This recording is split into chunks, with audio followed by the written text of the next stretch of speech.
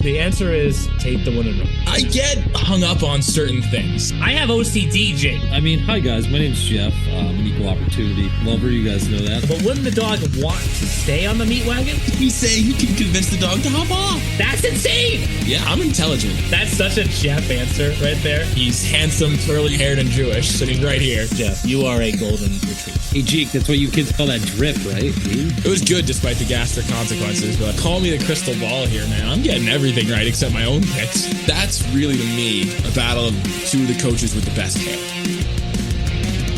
Welcome to the E Show, presented by the Hockey Podcast Network. Founded in 2013, the EHL is your next step on the path to college. Over the past decade, the EHL has established itself as the college placement leader on the East Coast. And now, here's your host, the commissioner of the Eastern Hockey League, Neil Ravin. Thanks, Jim. Well, with that, let's bring in just Jake again.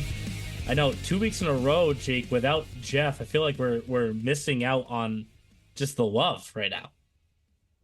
Yeah. He's still in Aruba? Yes. Wow. Coming back tonight, midnight tonight. Okay. All right. So he might be en route right now. Yeah. I mean, we love Jeff. But is it possible that he thought that like it was midnight last night, not midnight tonight? I don't even know what that means. I don't know how to tell. That's a hard sentence to figure out right there. And then the curveball of losing an hour of sleep too. That probably was. We're gonna get into a lot from the showcase, but the lowest of low points from the showcase, the only low point you could say too, was finding out that we were losing an hour of sleep mid showcase. That was anytime that always sneaks up on you. You Yes. never really know when it's coming. But that like crushed the morale in the back room for like a 10-minute span. We were all banking on 6 hours ideally, maybe 5, and then it's like, Yeah. 4 is like the cap, maybe. Yeah. I think I got 4 that night. So that was tough. But we're recovered now and ready to start postseason play today. So let's start talking about it in Around the E Show. Let's take a look at what's going on around the E Show. I will say though, Jake, this has to, of all the high points, many, many high points from the showcase.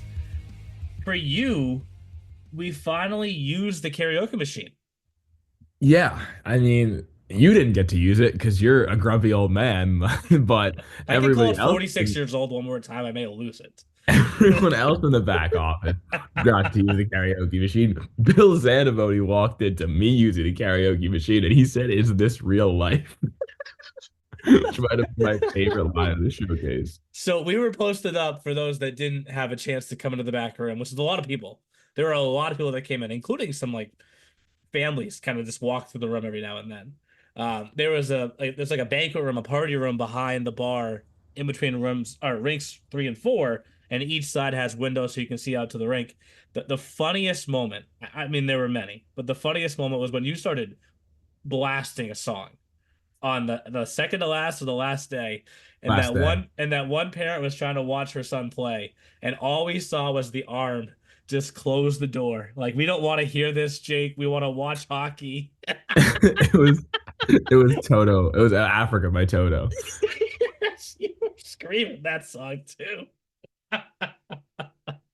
Oh, it was so good. But the games themselves were good too. I mean, I think we touched on this in last week's episode. There was some flip-flopping that could be done at the showcase, but the playoff teams were the playoff teams, right?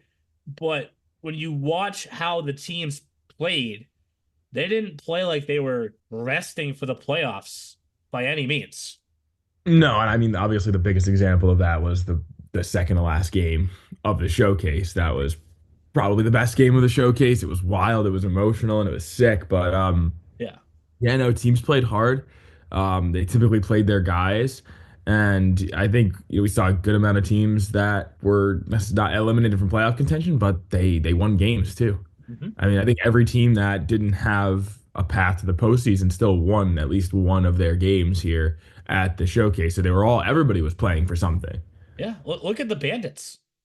I know. right? I I know. mean, I'm sure they're kind of like, hey, can we get one more week, 2 more weeks of the season here? We just had a great showcase, but credit to those teams who I think looked at it like you said on the podcast, whether we're out or not, this is our last chance to showcase ourselves, and they took advantage of it with the scouts that were in attendance. Exactly. Exactly. That's what we talked about last week too, is that it's still an opportunity to play in front of colleges. And we'll start kind of going over, where teams line up now. We have a lot to tease this episode too, so we don't want to get too far ahead. But for the EHL, obviously, we're now kind of in this bye week, if you will.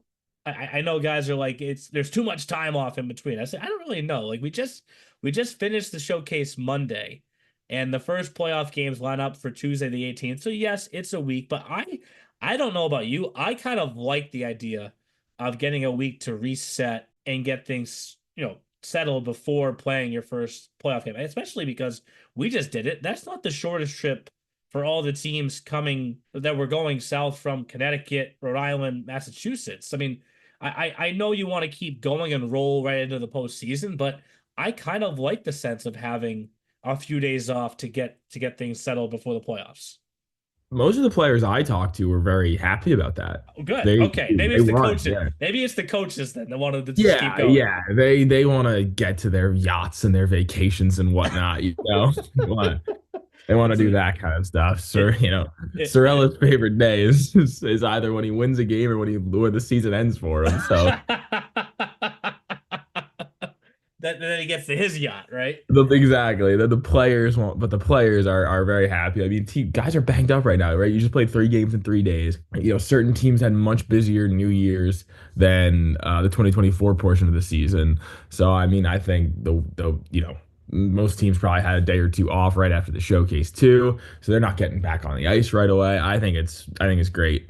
Yep, for sure. I mean, and like I said, we have a big episode coming up in the next episode, and we'll kind of tease that more later because Jeff will be back too.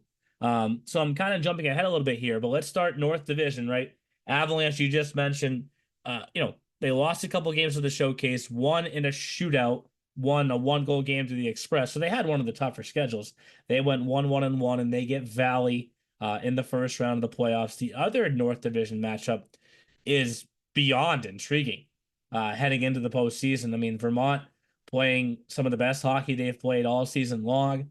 The Wolves head down to Philly and sweep the showcase. I mean, each team, the Wolves head in on an 8-game point streak, 7 wins, 1 overtime loss.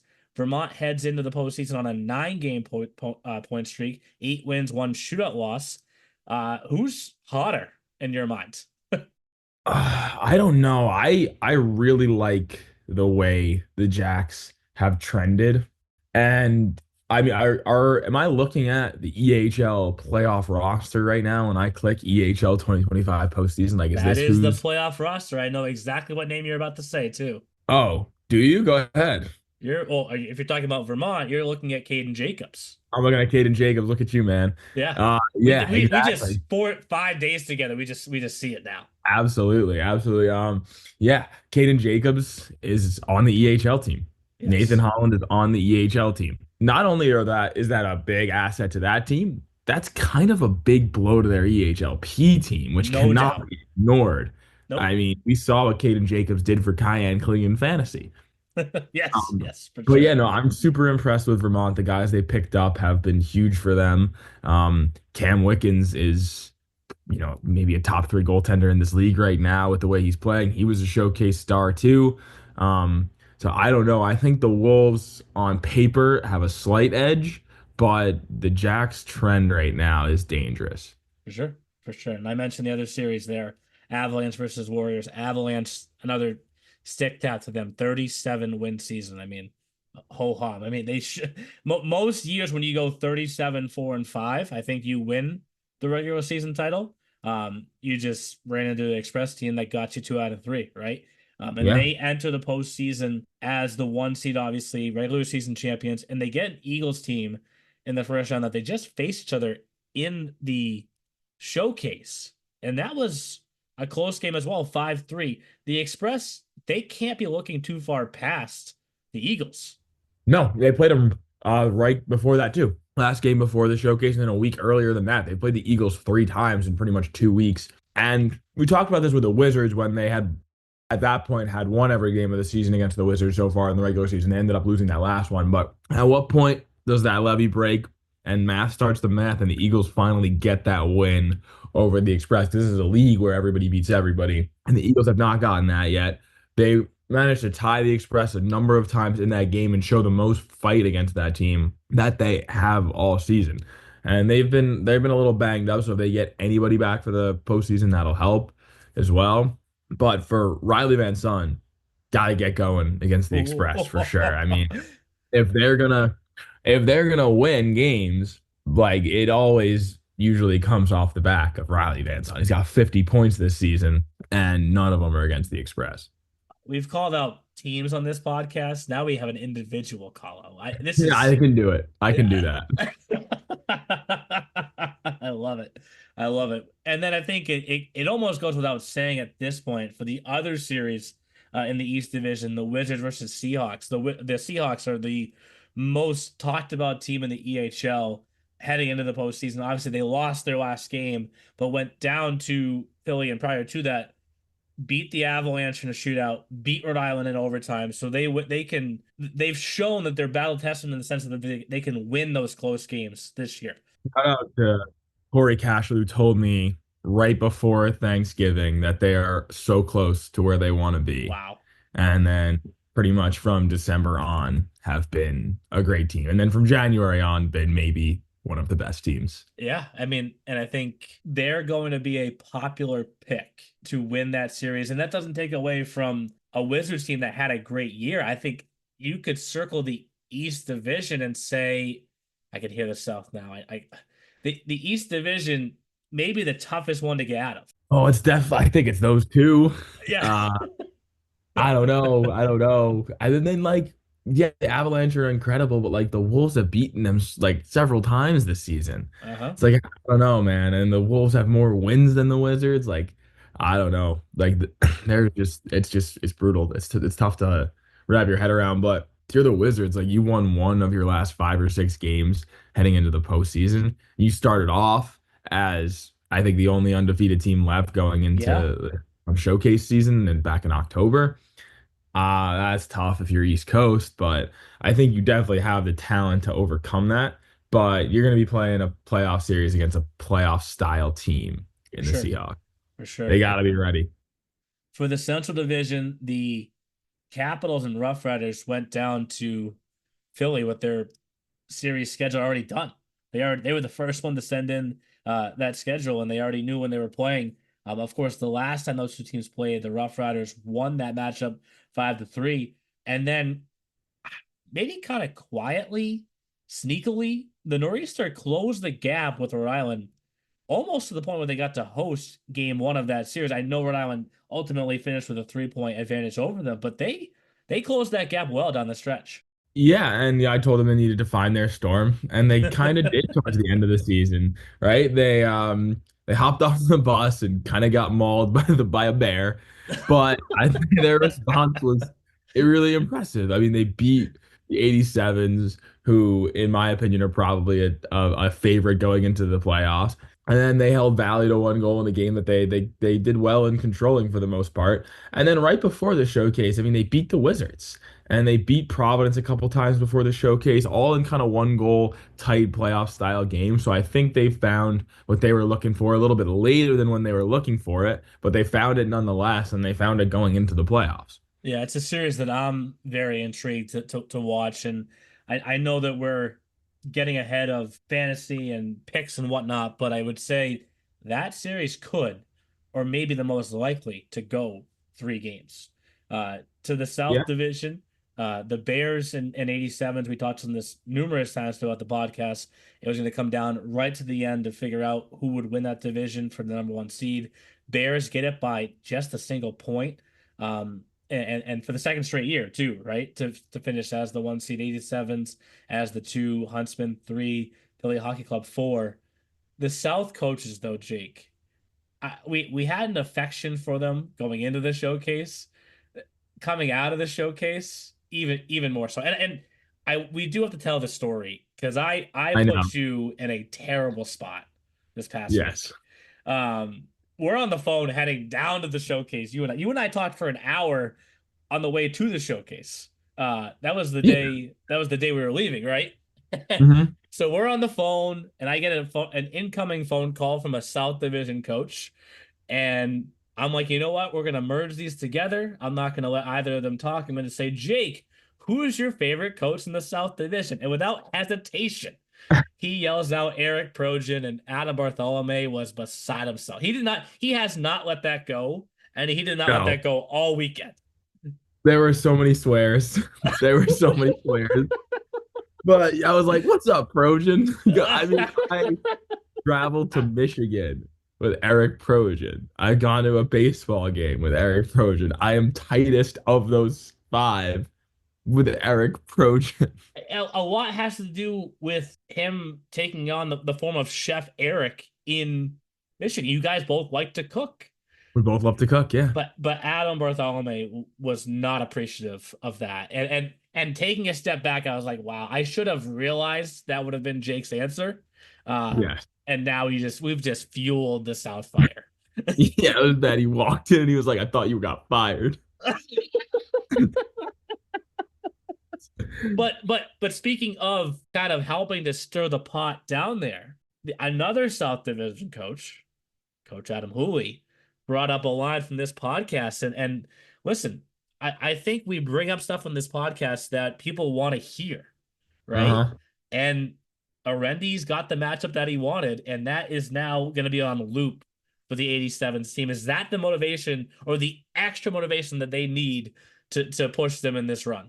Well, they're so talented. I don't know how much extra they need of anything, but like Hooley is a guy who likes his theatrics. He likes the drama. He likes the chirping. He likes the game within the game. So for Ryan Arendies to say that he wants the 87s, I think it's right up Hooley's alley. And Yeah. he didn't like listen to that podcast. He listened to last week, not 2 weeks ago. So he Okay. didn't hear the initial comment. He says to us like, why does Arendies want us? I was like, oh, I guess you didn't listen the week before. And he was like, oh my God, I gotta listen to this. And he did.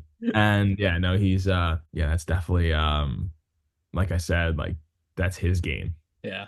Well, I think you could say that Coach Bartz wanted the Bears because the way he wrote the email to me, he wrote duh, like D with a bunch of A's, Bears, Mm. and then duh Bears, duh Bears, duh. I'm like, Jesus Christ. So gonna be Yeah. fun. Gonna be fun to watch all those first round matchups. Obviously, uh, those teams are all off right now, and as I anticipated, giving them an opening day of their first round of the 18th. 5 of those series are going to kick off right on that first day. So if anyone's trying to plan ahead, take an extended lunch break on Tuesday. Yeah. You gotta have the like it's gotta be like red zone, but like EHL, you gotta have boom, like boom. all the street. I would be sick if we had like Scott Hansen. This thing is that his name? Scott Yeah, Hansen. but I think he's not returning to red zone. Wow. There was like a whole contract negotiation, and I don't know if they were willing to go as high as he wanted. That guy's a blank check. He's so good. I mean, you could be the next Scott Hansen. You'd be great at that. I don't know ball like that for real. I'm just like a puck guy. Yeah, but like, what if there was a hockey red zone If there was a hockey red zone, I would crush that stuff. with Yeah. with karaoke breaks? Instead of commercials, we just rip Yoki. Yes. Yeah, I'm okay with this. This works. This works. For the EHLP, there is a play-in round, which I've dubbed as Justin's favorite round, inside joke, which begins today. The Warriors and Lumberjacks begin their play-in round series today, and the Bandits and the Nor'easter do as well. There's 2 other play-in round series. Both of those take place in the South Division, and both of those series are starting tomorrow. That's the Little Flyers and Union, and then the Renegades and Huntsmen. So those 4 series will produce, call it 4 winners for us, who will advance to the first round. For the North Division, whoever wins that Valley versus Vermont series gets the lovely treat of matching up with the Wolves, who just went out and put up 251 goals this year, the third most all time. And we didn't get that trophy handoff picture, Jake. I know, but they didn't want to touch it. They didn't want to touch it. Yeah. They didn't want to go anywhere near the regular season trophy. It's such a weird thing. I'm not a superstitious person personally, so I just think it's. And then the other matchup in the North Division already set for the first round is Avalanche versus Adirondack. And I know that there aren't any players returning from that series from a couple of years ago when Adirondack was the number one seed and the Avalanche stunned them. They won at Adirondack and then came back to win late with a very late game winning goal. I'm sure Anthony would have the person who scored right on the tip of his tongue to get some revenge, though. Adirondack, I'm sure they'd love to against the Avalanche this year. And then in the East Division, no one is more excited to get his series started than Mike Richard. He called me twice yesterday. He's like, so like, how quickly can I schedule this? I don't even know who my opponent is. I was like, well, you can start working on your first date, and then whoever wins Nor'easter Bandits has to know, it's time to go. I mean, but that team, just to talk about turnarounds for a second, Jake, what they've done with that Seahawks team while giving a lot of those guys EHL games this year. Yeah. Just a great season for that organization, no matter what happens in the playoffs. I do want to touch on one thing. Cameron Burns did play in that Adirondack series good to know. Good to know. From the Adirondack inaugural season. But the Seahawks are awesome. They are they had a tough schedule to keep the 1 seed going into the showcase, and they did. They did it by 1 point. They got some help by the Adirondack Junior Thunder for giving Providence a good beating in an early morning game. But they shut out the Bears, and they shut out an Adirondack team that put up a 5 spot on Providence. Then they played a good game against the New Jersey 87s. I know Coach Richard was kind of spot shifting his top guys, and he was definitely concerned about just keeping guys healthy for that last game. I know Carson Lowe didn't play a ton. Ian Live didn't play a ton. So, his top guys definitely didn't get the usual minutes that they got. But, I mean, that team plays so strong, so structured. And, I mean, they had just a remarkable New Year. I think they only had like 2 to 3 losses in the whole New Year. They were so good. And a lot of credit goes to Mike Richard. But you mentioned guys like Wedo Rivera, Carson Lowe, Oren Friedman, Reese Hollenbeck. All those guys got significant EHL time, and that's more in your year, especially when you're 05 like Wedo Rivera. For sure. And like I said, they get the winner of the Nor'easter Bandits series. The other series, kind of what I think you wanted as the Express broadcaster, Express versus Capitals, should be another great series. The easier call would have definitely been the Seahawks. I called them 2 weeks ago. Providence, my last call for them was November, so a little more updating of a roster for them. But I think when you just look at numbers on on a roster, like how many guys a team has, depth favors the Seahawks in the top 2 teams in that. But the top guys for the Providence Premier team that have played EHL minutes are pretty much sticking in the EHL Premier, which we kind of saw coming in the new year as both those rosters filled out a little bit more. But for the Express, your last divisional win was get your last win. Actually, they did not do good at the showcase. Their last their last win was over the Providence Capitals in a really good playoff style game. So I think they feel fine about where they are right now. I think both teams do. For sure. And then wrap it up with the South Division, because it has one more team in that division. There's actually 2 teams that get a bye. Both New Jersey, right? New Jersey 87's number 1 seed, New Jersey Bears number 2. So the 87s will get the lowest seed that advances out of the first round. Bears then the highest seed, right? So Union as the 3, gets the Little Flyers as the 6, Renegades as the 4, gets Huntsman as the 5. We didn't get too much into who wants who, but the way the Bears P team was cheering for the Capitals when they beat Union was like crazy. That was awesome. And those teams have no affiliation with each other, but to go back to how I began this playoff conversation, I think the idea of having some days off from at least the player perspective right now is huge. Yeah. Yeah, I mean, you look at that as an example. I mean, it was so tight down there, and you're looking to avoid playing extra games. And I was super impressed with the way the Bears played. I mean, they did split. They went pretty much 2-2, but their last two games were against Providence, and the Seahawks held them to just 3 goals combined in 2 games. They had trouble getting the offense going, but there was some pretty incredible goaltending from Mason Campbell of the Providence Yes. Capital. And that really was the difference in the Bears game. The Bears probably deserved to win that game. I won't necessarily say the same with the Seahawks game. I think that was definitely a more even game on paper. But that Bears game, they had a lot of great A's in the second half. And Mason Campbell was 100% the difference in a really, really commanding, showcase performance for him that will give Jack Manini a run for his money as far as who the game one starter is Yep. against the Express next week. And all the days blend together because we were there for like so long and there are 57 games. But there was a back-to-back stretch in there where the Capitals played a late game one night and then early the next morning, and he got both starts, Yep. Mason Campbell. And he also came in relief earlier on the game with the late night game in the morning when they played Adirondack, and he played the second half.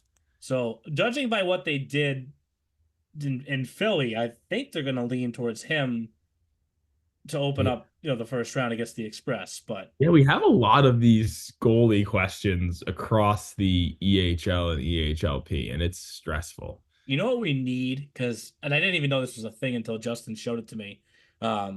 With fantasy this year, we need the daily face-off starting goalies tab, and then we can be like likely, Yeah. expected, Oh. confirmed, right?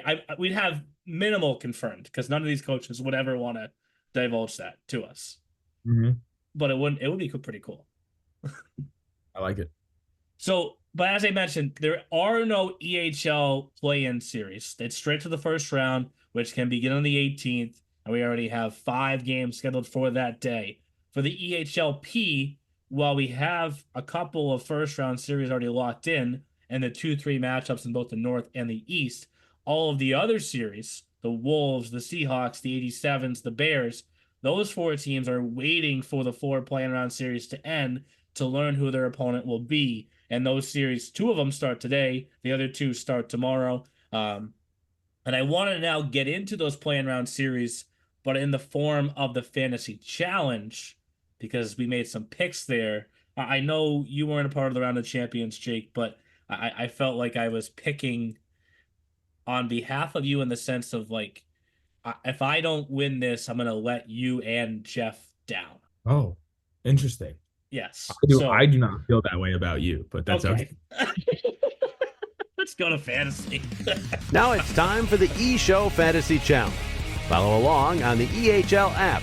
Available now for free on both Apple iOS and Android. I don't know if that means you just told me that you don't love me, Jake, but that's fine.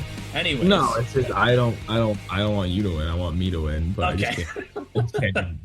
Or you wanted your best friend from home to win. Well, yeah. No, dude, I can't believe Matt Gerberg, who's Mikey's best friend, Sorry, lost Mikey's best friend. Yes. 1.4 points. Yeah. I mean, it's just the saves, right? Like it comes down to like 10 more saves then. Where did my brother end up? He's at 9. Okay. Okay. Yeah. Like, Yeah. And if he picked Wickens, which he always picks, he would have won. if he had picked Wickens over Reardon, he would have had 44 more points. He would have won. Oh man. By a lot. He's a big dumb doo-doo idiot. That's your podcast title.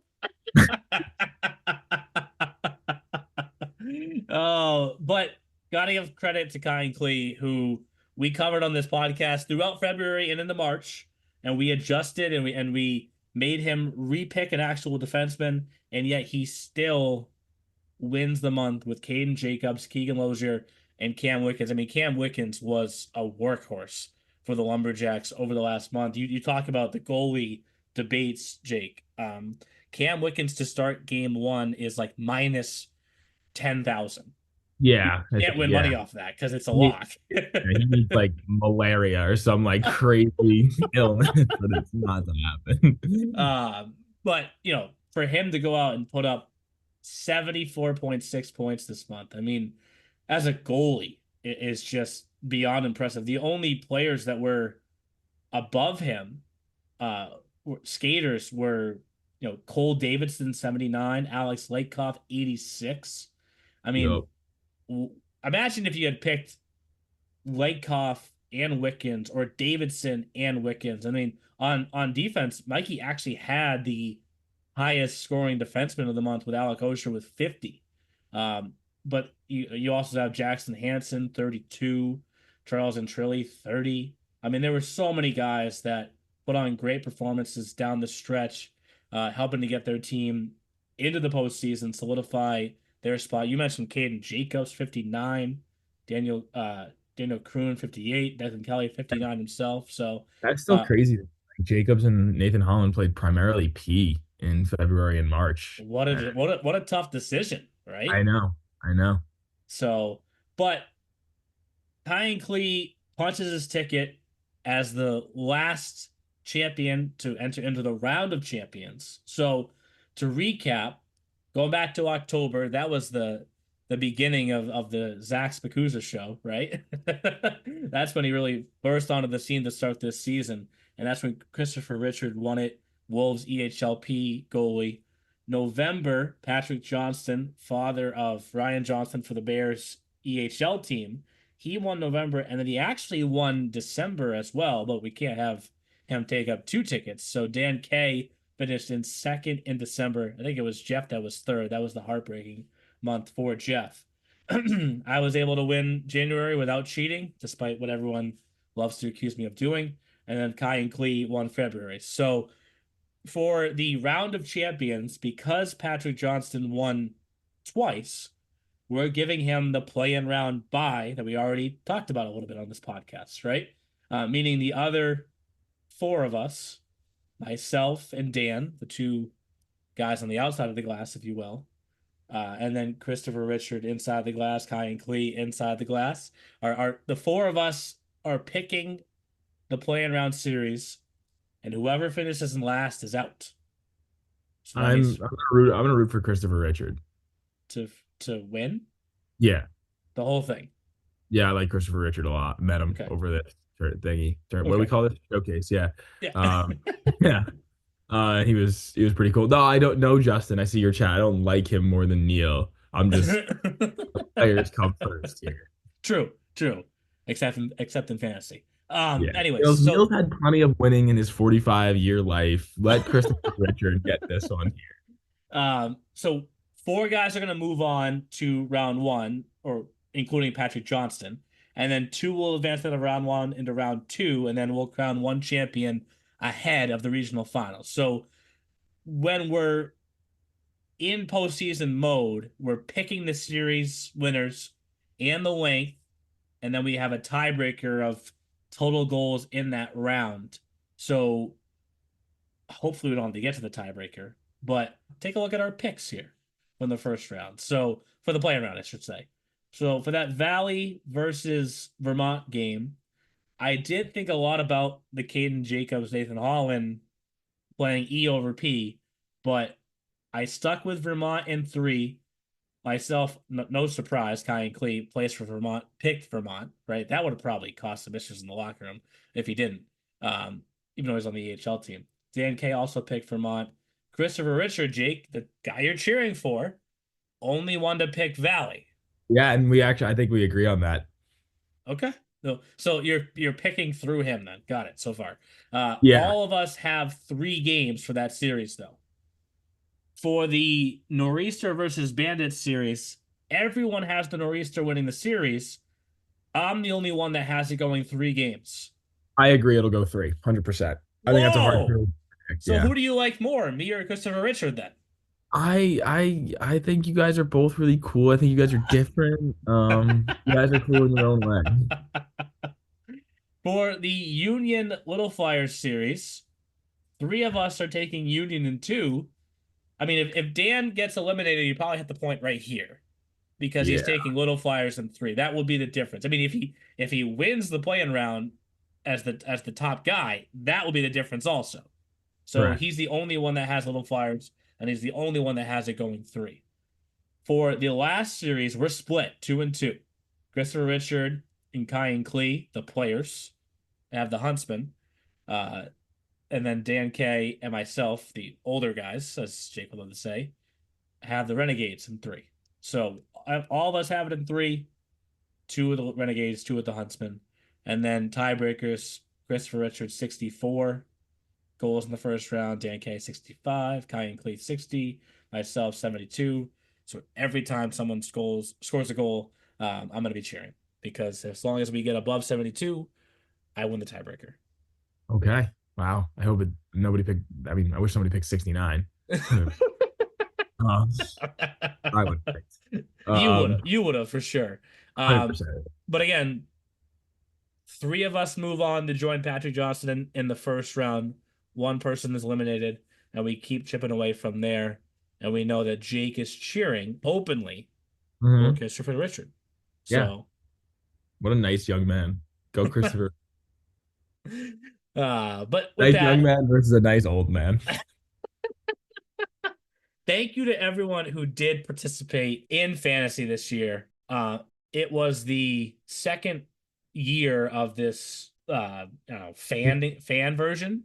Incarnation. Yeah, perfect incarnation. And I think just the way that people will be checking back in for the updates was great. And know that, like, I tried to keep it updated as fast as I can. It's not easy. There's so many numbers. Shot not doing that for next season. Dude, did you know that Trevor and Haley were like, if you all touch your nose, then you have to point it down in order to, like, really find out who wins the game? Do you play it that way too? Like, nose? No, I just do like shot not nose goes. That was the thing. But like they said, like, once everyone touches their nose, the last one to then point their finger down loses, for real. They do such weird stuff in Western Mass. Agreed. So now, with that though, fantasy around the champions is set. Let's head over to what to watch for. And now here's what to watch for in the EHL and the EHLP. We'll begin what to watch for with kind of simple this week. And this is where it's probably easier for Jeff not to have to pick this, because he would probably be scratching his head and trying to figure out what he want to do. Let's just hear from you, Jake, of the 4 play-in round series, which one intrigues you the most? Oh, Valley Lumberjacks. Okay. I think that's got to be it, right? Division wise, it's the best, so it's going to probably be the most high octane of the series. They're older, heavier premier teams. Valley, I think personally, is a championship caliber team despite being a 4 seed. And I think that when Valley went to Letty, they got swept in the new year. So I don't think it's going to quite be, them just strictly as the favorite. But yeah, I think that's the best series on paper. For sure. I'm circling Union versus Little Flyers. I know the EHLP rosters do change a little bit, even more than EHL from year to year. But the Little Flyers have gone to the Frozen Finals before. This undoubtedly the best season in Union history. So to win this series would kind of be like that, like, all right, we've taken that step next. Yes. So, and not to take away from the other 2 series, great series in themselves, Nor'easter versus Bandits and Renegades versus Huntsmen, but those are the 2 that we would circle. And if Jeff was here, he'd probably circle both of those other series. We didn't have to pick one and then leave one out. So, but I mentioned this earlier. This is the episode right before the play-in round. Next week's episode is special because we're going to release it, both the audio version and a video version as well on YouTube Monday night at 8 p.m. prime time, if you will. And it's also the end of the regular season awards show. We always try and drop it right in between the play-in round and the first round, so you'll get your chance to find out who we're naming the MVPs of each league this year, the forwards of the year, the defenseman of the year, Jake's award, pipeline player of the year. The coach of the year awards, obviously the all EHL teams, the all EHLP teams, division awards, and more teas. We've already got most of it picked out. Yeah, I'm excited. This was one of my favorite things from last year, so it's pretty sweet. For sure. So that's coming out on Monday night, 8:00. Hopefully a few of the teams get together and watch in person like they did last year, right? I would like that. Order a couple pizzas, hang out, see who wins awards. So next week's episode, more focus on the awards, not as much first round preview, but the playoffs are here, Jake, and it's the best month of the season, and they're going to fly by. Heck yeah, dude. We get to finally talk to Jeff again next week, and we'll talk to you guys for the award show on Monday. Thanks for listening to The E Show, presented by the Hockey Podcast Network. Learn more about us at easternhockeyleague.org and follow us on all of your favorite social media platforms. Also, be sure to subscribe and get notified when our next podcast episode is released.